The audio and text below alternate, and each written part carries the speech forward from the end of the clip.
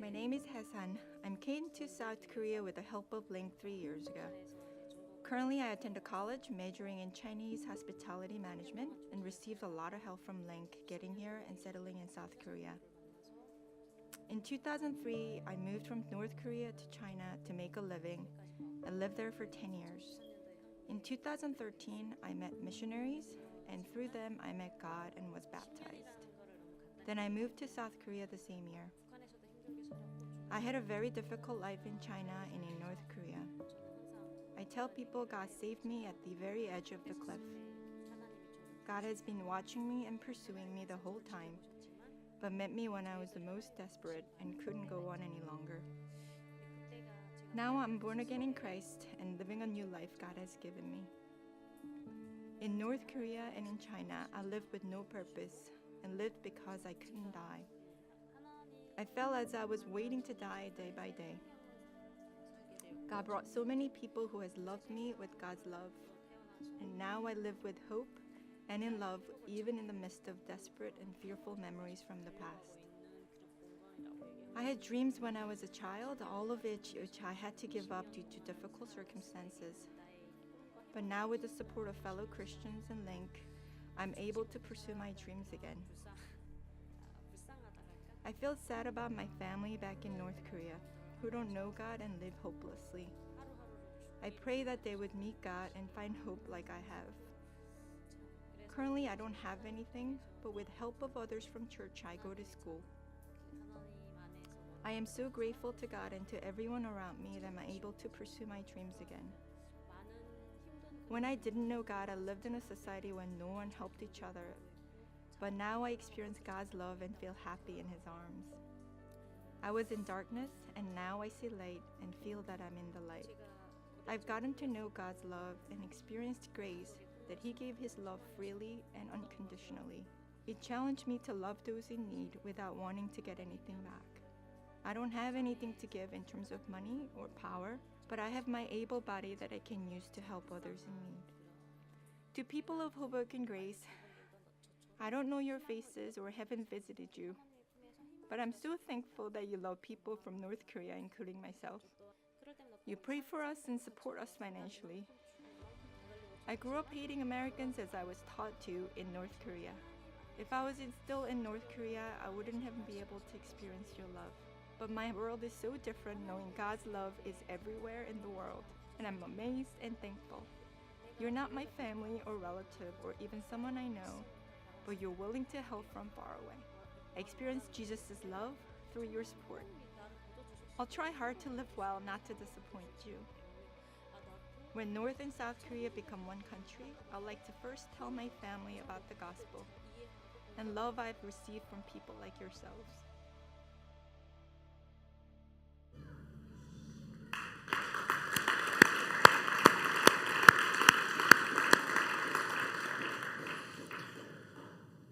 What an amazing story. And for those of you who don't know, the reason why it doesn't show her face in the video is because of the danger that her family would be in if that video became public and they saw her face, since her family is still in North Korea. And years ago, really at the very beginning of Hoboken Grace, our first partner was this organization called Liberty in North Korea, and we've been working with them for 9 years now to be able to help escaped refugees from North Korea to resettle in South Korea or the United States. And our partnership and your giving is actually what allowed and what financed her escape from China and to be able to establish her where she is today. It's just amazing to be able to be a part of something like that and to literally be part of saving someone's life. It is phenomenal. And as we walk through today's a very special day for us here at Hoboken Grace because it's what we call Mission Sunday, and we're going to talk about that a little bit later. For those of you who don't know me, my name is Chris. I'm the lead pastor here at Hoboken Grace. And today, not only are we walking into Mission Sunday, but we're also wrapping up a conversation that we've been having called Heroes. If you haven't been with us, we've been walking through the stories of those who've come before us, specifically the stories that are listed in Hebrews chapter 11. There's a letter in the New Testament called Hebrews, and inside that letter, the writer walks through a list of significant individuals of faith who have come before them. And we've been walking through that list and looking at some of those stories, all with the purpose of living our lives in light of those stories, all with the purpose of living out what we see in the beginning of Hebrews chapter 12. So the writer, he finishes this list. He's like, look at this individual and the life of faith they lived. Look at the life of faith that this person lived and this person. And they're walking through some of the really well-known stories in the Old Testament. We've been looking at them, Joseph and Rahab and Abraham, all of these different individuals. And then as he comes to the end of it, he says this, therefore, since we are surrounded by such a huge crowd of witnesses to the life of faith, let us strip off every weight that slows us down, especially the sin that so easily trips us up, and let us run with endurance the race that God has set before us. The goal of Hebrews chapter 11 and this list that we've been looking at, the goal of this conversation, and as we've been looking at these stories, the goal of all of it is that we would live our lives in light of those who've come before us. In light of the faith that we've seen in their life and what we've seen about God because of that faith, that we would live our lives in response to that we would live our lives in light of that.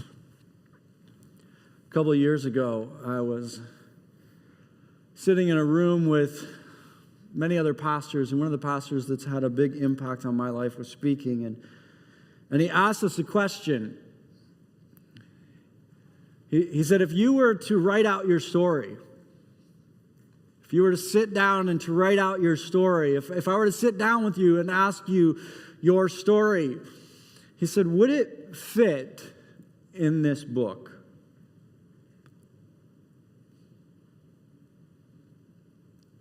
Would it be a story of caution? Or would it be a story of faith? I'll never forget that question.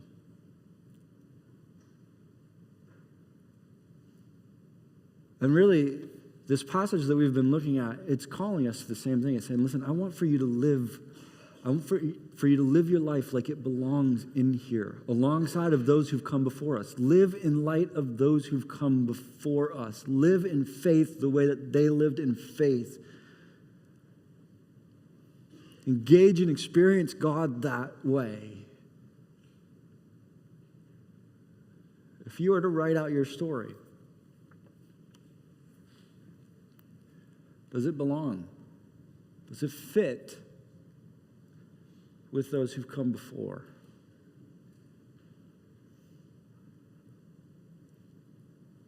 And that doesn't have anything to do with it being grand. We've been talking about this. That doesn't have anything to do with it being big. As a matter of fact, when you look back at some of the stories that we've looked at, they weren't necessarily big. Joseph's story for most of his life, it became very big at the end, but for most of it, it looked completely insignificant. It looked like a waste. Rahab's story, we only know a little bit of it. It wasn't big or grand, significant the way that the world looks at significance.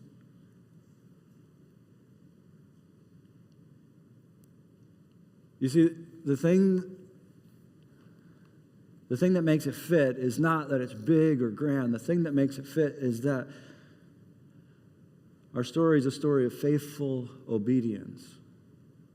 If you remember at the end of the work series, we talked about this, that God doesn't look at significance based on big or grand or how many people see it, but he looks at significance based on faithful obedience. Not that we make a big deal out of our story, but that we live the role that we were created to live inside of his story.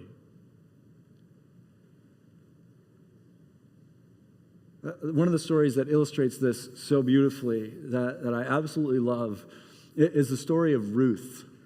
Some of you aren't familiar with the story of Ruth. There's a book in the scriptures that the entire book is just telling Ruth's story, which is pretty amazing to have a book just devoted to your story. And when I tell you that, you would probably think, as many of you are thinking right now, that Ruth has a very significant story. It must be an amazing story. It must be a big story.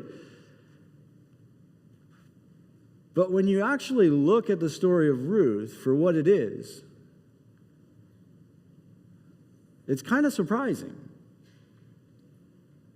If you haven't read the book of Ruth, I highly encourage you to do it. It's a powerful book. As a matter of fact, it's a book that God has used to impact my life deeply. But when you look at the story for what it is, as an outsider, if you were living alongside of Ruth and you looked at her story, you wouldn't think there was any significance to it at all. Let me just share with you the story. We don't have the chance to be able to read through the whole book, so I'll just kind of summarize the story for you. The way that the story begins is that Ruth's husband dies. Not only does Ruth's husband die, but his brother dies as well. And her father-in-law dies. So at this point, it's just Ruth and her sister-in-law and her mother-in-law. Now, her mother-in-law decides that she's done with God, that she's really done with life. She's given up on life after watching both of her sons die and her husband die. And so she decides, I'm going back to Israel, and basically she's just going back there to die. And her two daughter-in-laws are going to go with her, but then she actually discourages them from coming with her and says, listen, you need to go back. Don't even serve my God. You need to go back to your family and go back to your gods. Let me just read to you that exchange. It says, but Naomi replied, Naomi is the mother-in-law, why should you go on with me? Can I still give birth to other sons who would grow up to be your husbands? No, my daughters, return to your parents' homes, for I am too old to marry again. And even if it were possible and I were to get married tonight and bear sons, then what? Would you wait for them to grow up and refuse to marry someone else? No, of course not, my daughters. And remember, this is in a culture where marriage was how you were provided for. And so she's saying, listen, you have no hope with me. Go back. Things are far more bitter for me than for you, because the Lord himself has raised his fist against me. And again they wept together. And Orpah, who's the other daughter-in-law, Ruth's sister-in-law, kissed her mother-in-law goodbye. But Ruth clung tightly to Naomi. Look, Naomi said to her, your sister-in-law has gone back to her people and to her gods. You should do the same. But Ruth replied, don't ask me to leave you and turn back. Wherever you go, I will go. Wherever you live, I will live. Your people will be my people, and your God will be my God. Wherever you die, I will die, and there I will be buried. May the Lord punish me severely if I allow anything but death to separate us. So Naomi decides, I'm going back to the nation of Israel. I'm going there basically. I'm giving up on life, going there to die. Ruth says, I'm coming with you no matter what. And then as the story continues, you see that Ruth goes out and she's working hard to be able to take care of her mother-in-law. Through a set of really interesting circumstances that God works through, she ends up getting married to the person whose fields that she's working in. And then she has a baby. And most of you are thinking right now, for those of you who haven't read the story before, haven't heard the story before, you're thinking right now, and then? But there is no and then. That's the end of the story. If you look at the story of Ruth for what it actually is, it's a story of someone who loses her husband, loses her father-in-law, takes care of her mother-in-law, gets married, has a baby, end of story. That's it. Now, when you read the book, you see all of what God's doing in people's lives through that and how God's working and moving. It's really powerful. But the story from the outside looks completely insignificant. And yet God gives that story an entire book of the Scriptures. It's interesting. There's two books in the Scriptures that are used to capture the story of two different women. One is the book of Esther, and one is the book of Ruth. Esther is a queen who saves her people from extinction. Ruth is a woman who takes care of her mother-in-law. Some would argue the second's more difficult. I'm just kidding for mother-in-laws out there. Ironically, my mother-in-law is named Ruth.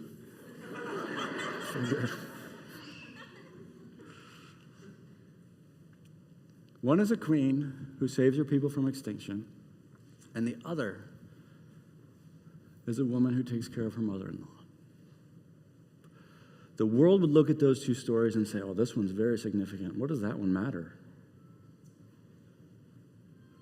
The world would look at those stories and say, she may have wasted her life. But God doesn't look at it that way. God looked at her faithfulness to take care of her family the very same way as he looked at the queen's ability to save her people. Significance is not found in the big and the grand. It's found in being faithful to what God has called you to do and the role that he's called you to play, which is why at the beginning of the story of Ruth, you hear that exchange between her and her mother-in-law, and she says, no, I know what God's asked me to do, and may the Lord punish me severely if I ever leave you.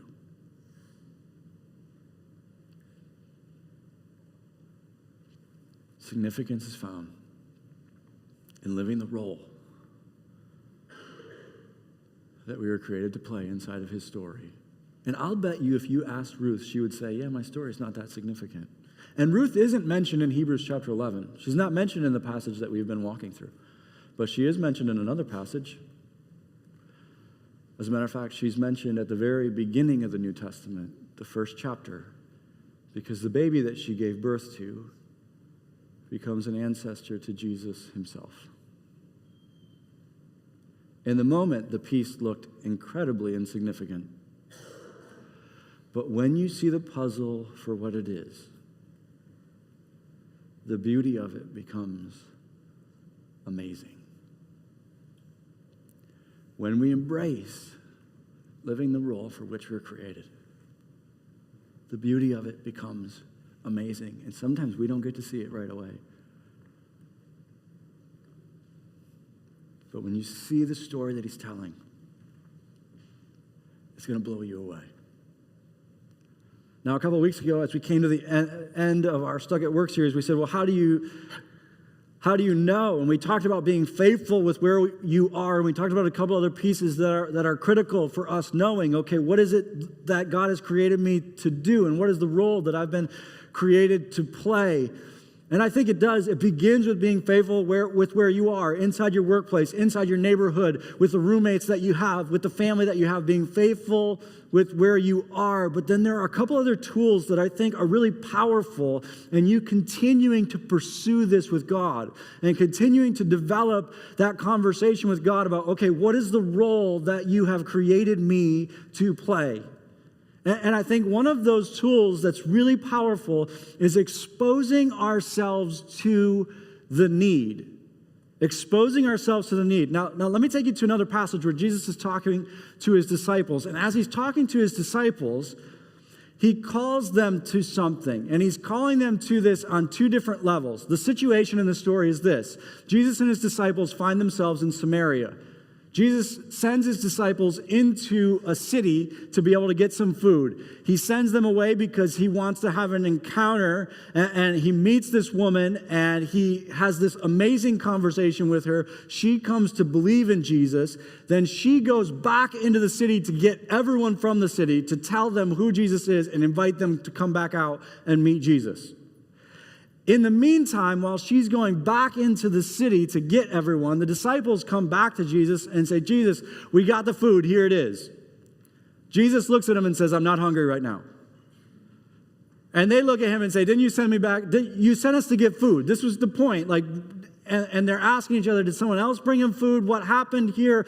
And they're in the midst of this conversation. And as they're in the midst of this conversation, Jesus says this to them. It says, then Jesus explained, my nourishment comes from doing the will of God who sent me and from finishing his work. He says, what feeds me, he says, guys, you have to stop having this conversation.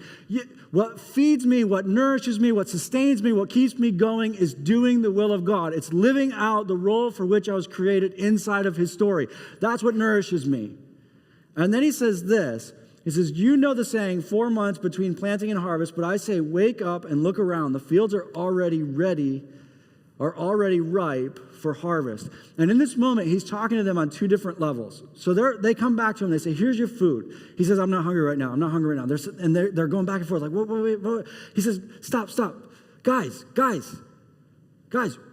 what nourishes me is doing the will of God. And he says, you guys are thinking about this in terms of the physical situation, in terms of physical circumstances. He says, I'm not dealing with that right now. Right now, I'm talking about what's happening spiritually around us.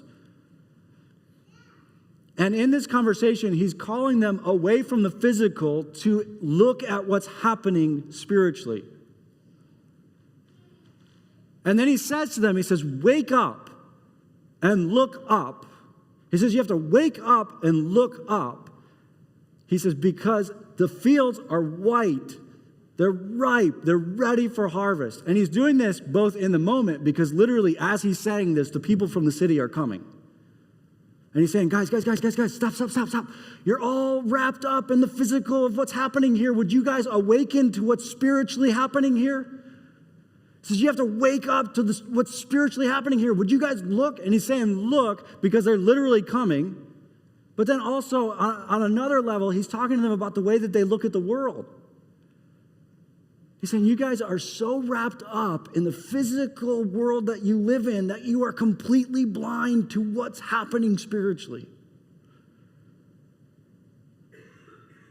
He says, you got to wake up and look up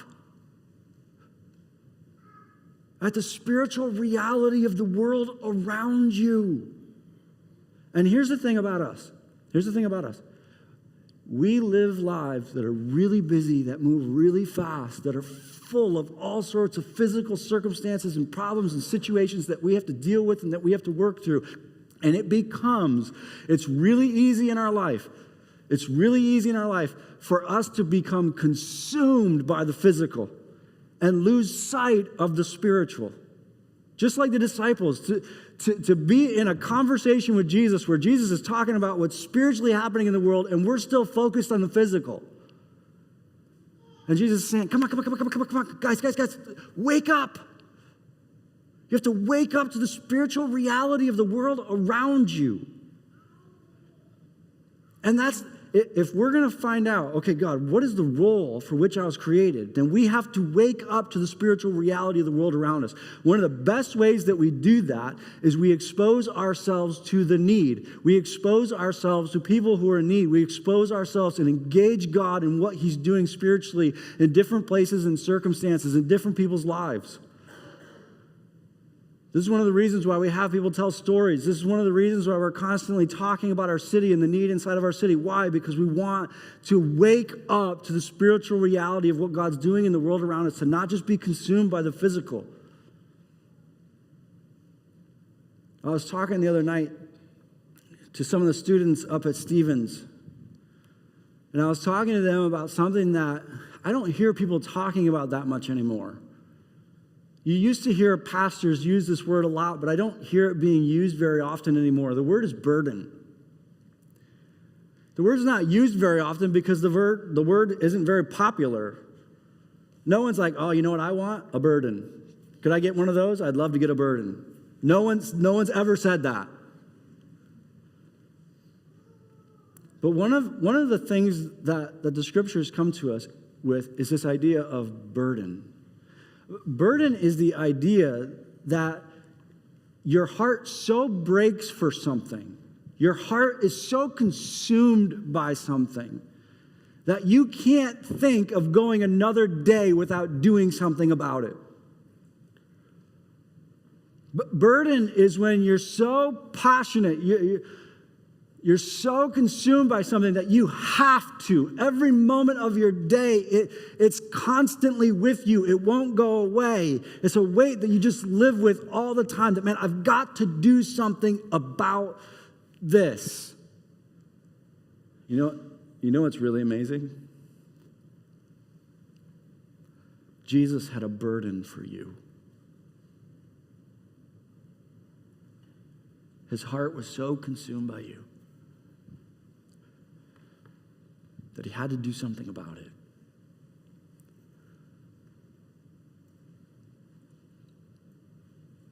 He had a burden for you.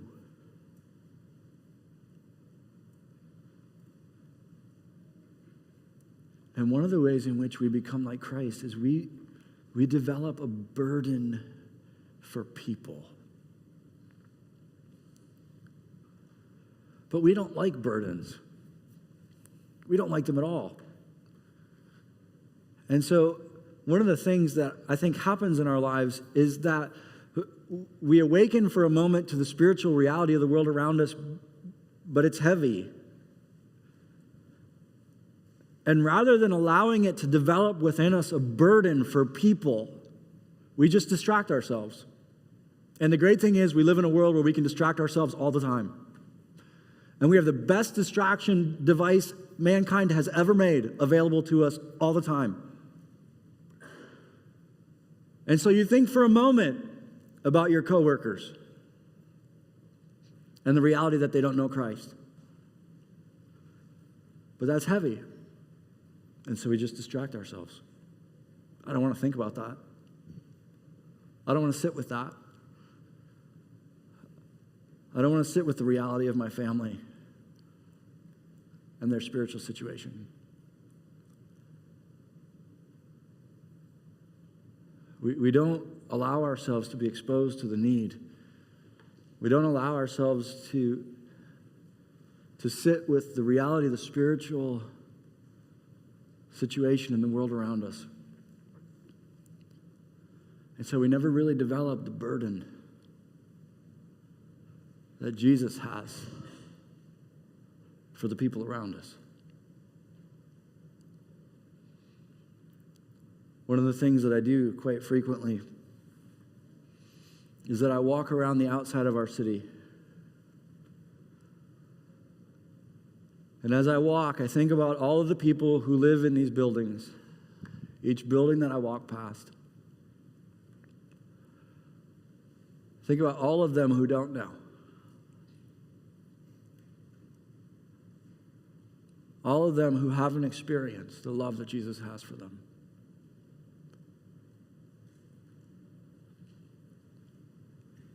And almost every time I'll find myself sitting on a bench just weeping. And some of you are saying, that's a really depressing thing to do, Chris. It kind of is. But almost every time I'll find myself sitting on a bench just weeping.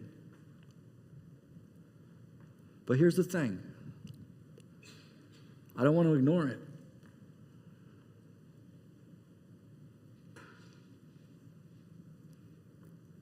I want to wake up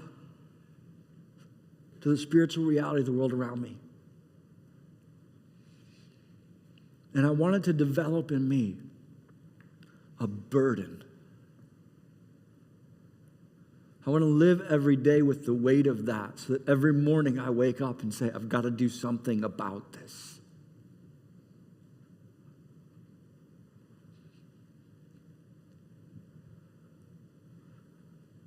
But in order for that burden to develop, you have to sit with it.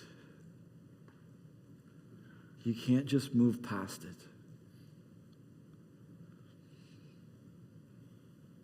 You have to sit with the spiritual reality of the world around us and allow Jesus to develop in you the same heart that he has, the same heart that drove him to find you.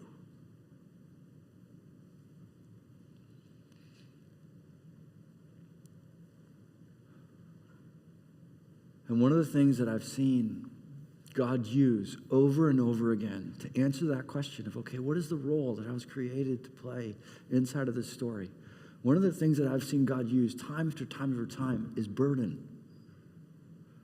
Where you allow that to develop and God begins to place someone or something on your heart.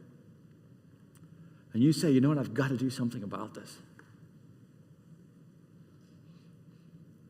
But in order for that to develop, you have to allow yourself to be exposed to and experience that need.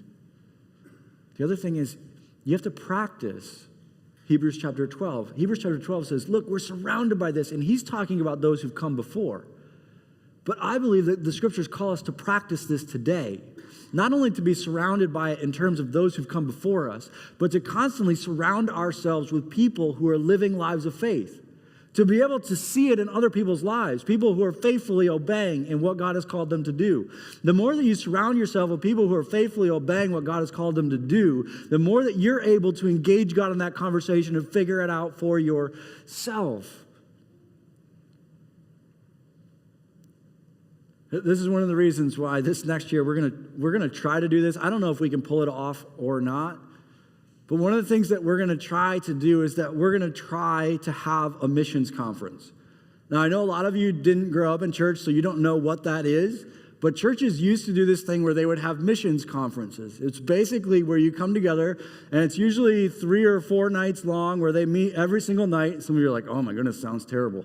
But I understand, just stick with me. But what they would do, and it was really interesting, but they would fly in all of their missionaries from all over the world. And all of the missionaries would come together, and then for 3 or 4 nights, you would just sit and hear them talk about what they do and the people that they're working with and the stories of how God is working and moving in these different places.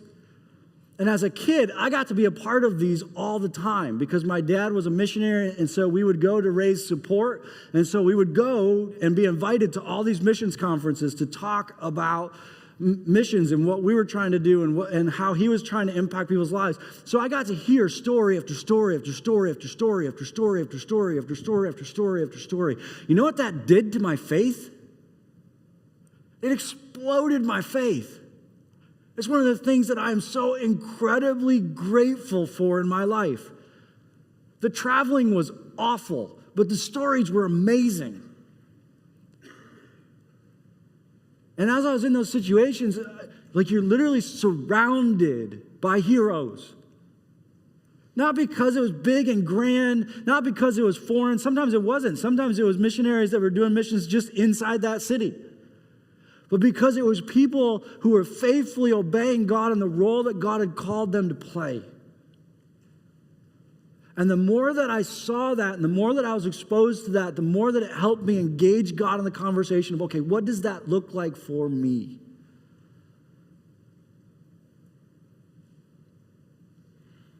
One of the most important questions, if not the most important question in our life as we step in as a follower of Jesus, is God, okay, what is the role that you've created me to play inside your story?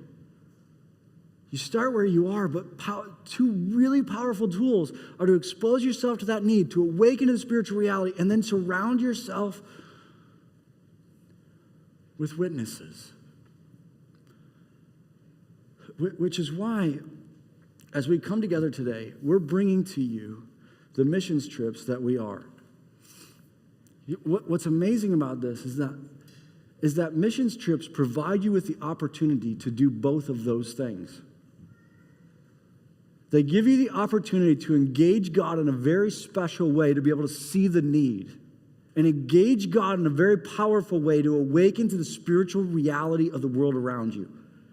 But then they also give you the opportunity to surround yourself with witnesses. And we've recently changed the way that our missions trips work and the purpose of our missions trips.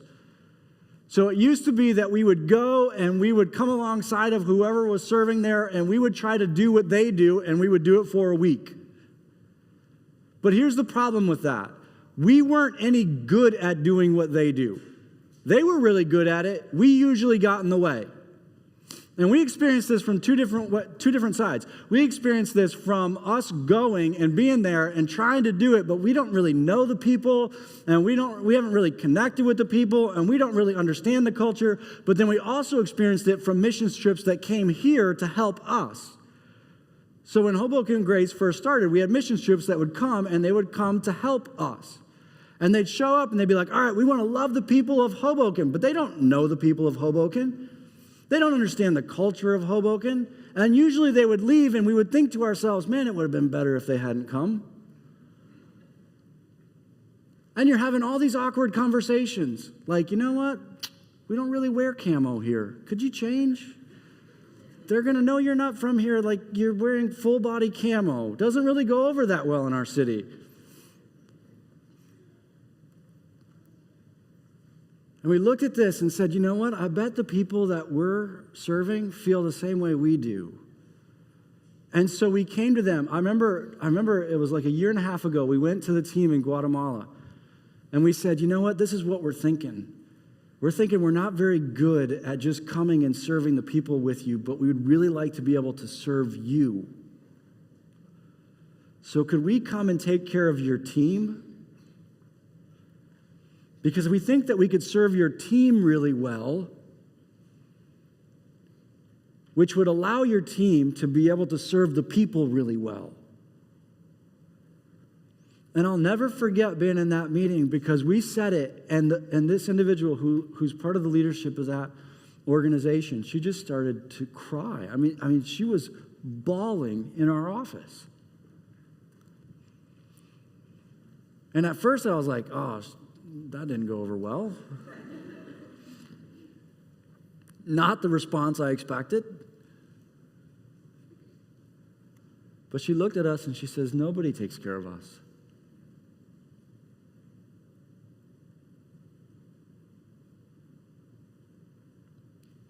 And we realized that if we could shift our strategy, and we did it for two reasons. One, we felt that we could take care of the teams better than we could actually serve the people.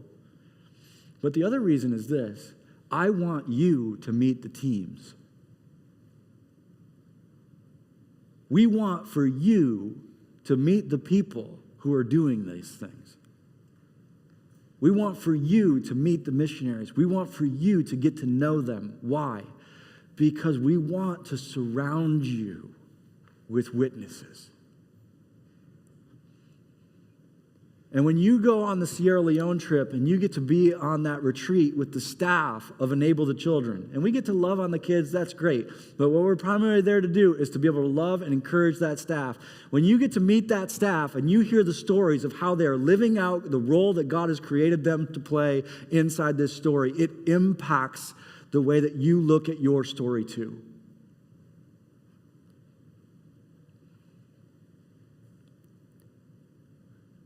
I don't know if there's a better tool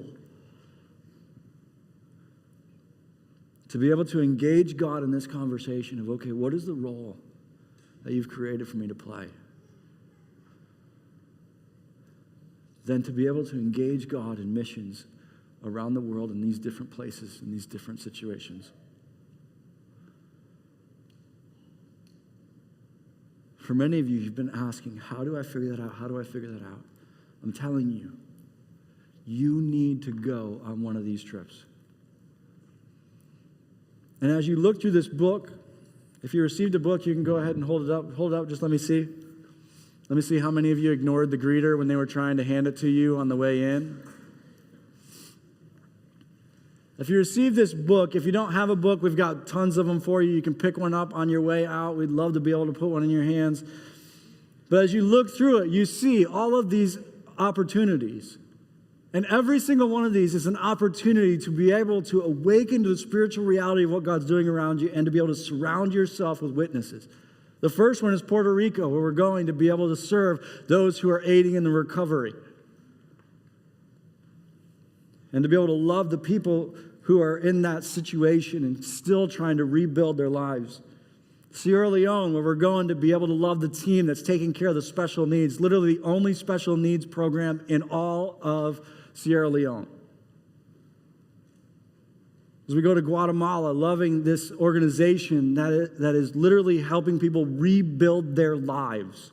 These people live in a dump, and they're helping them to rebuild their lives and to be able to love that team and to be able to love those people. Mexico, where we get to be able to love this family that for generations has been running this orphanage. And to be able to love the orphans, but also to be able to love that family and support and encourage them. And then as you look at the end, you see Link. It's amazing what God does in your heart as you're exposed to what He's doing around the world. For some of you, you've never given a thought to the spiritual condition of those in North Korea until you heard that story. And then God began to do something in you. it doesn't just impact the way that you see what's happening there. It impacts the spiritual reality, the way you see the spiritual reality of the entire world around you, including the place where you work right now. My hope and my prayer for every single one of you is that this next year, you'll join us on one of these trips. That you'll engage God in the question of the role that you were created to play in His story by exposing yourself to the need and surrounding yourself with the witnesses and allowing that to shape the burden that God wants to develop in you for the people that you were created to impact. Will you pray with me? Father,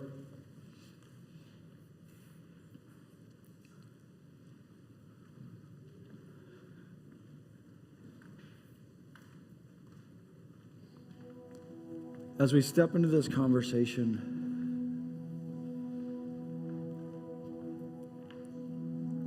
Father, we come to you today at the beginning of what is the Advent season. And for the next month, we're going to be celebrating the reality that you came for us, that you had a burden for us. And I pray that you would help us, that you would encourage us, that you would continue to challenge and push us towards engaging the reality, the spiritual reality of the world around us in such a way that it would develop in us the same burden for the world around us. And Father, I pray for all those who are here. I pray that they would engage you in that conversation. And Father, I pray that you would use these trips to be able to do just that in their lives. And that they would be able to live out what you have shown us, not only from the burden perspective, but also from the going perspective. The truth is, everything that we're going to be celebrating for the next couple of weeks is about how you left heaven to come for us. It's about going. Father, I pray that we would have the same heart. In Jesus' name, amen.